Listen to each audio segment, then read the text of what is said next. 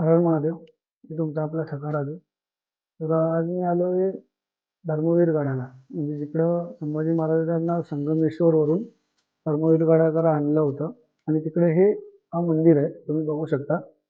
इकडे नंदी महाराज होते.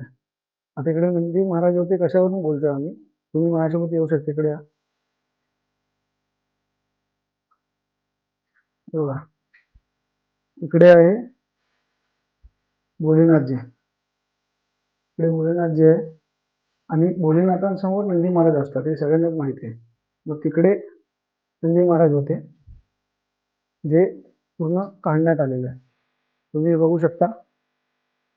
हे दाखवा, नंदी महाराज कसं काढण्यात आले. मग जे जे लोक म्हणत होते की धर्माची लढाई नाही, तर ही धर्माचीच लढाई होती. आणि धर्माची लढाई नसती तर हे नंदी महाराज काढण्यात नसते आले. आणि असे मंदिर जे प्राचीन काळाचे ते उद्ध्वस्त करण्यात नसते आले. मग ह्या व्हिडिओ काढण्याचं एकच महत्व आहे की सगळ्यांना मला सांगायचं होतं की धर्माचीच लढाई होती. कारण आपले नंदी महाराज इकडून काढले गेलेत, म्हणजे जेणेकरून वाटावं की हे मंदिर नाहीये. असंच त्यांनी पहिल्यापासून करत आलेत मुघल, त्या औरंगजेबाच्या काळातून चालत आलेले आहे. त्यांनी असेच इकडं खूप सारे मंदिर आहेत. धर्मवीर गडामध्ये 5 मंदिर आहेत आणि 5ही मंदिरं उद्ध्वस्त केलेले आहेत.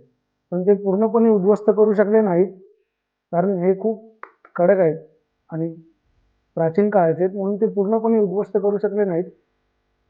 पण त्यांनी ऑलमोस्ट उद्ध्वस्त केले की आपल्या येणाऱ्या पिढींना कळावं हे मंदिर नव्हतं म्हणून. हर हर महादेव.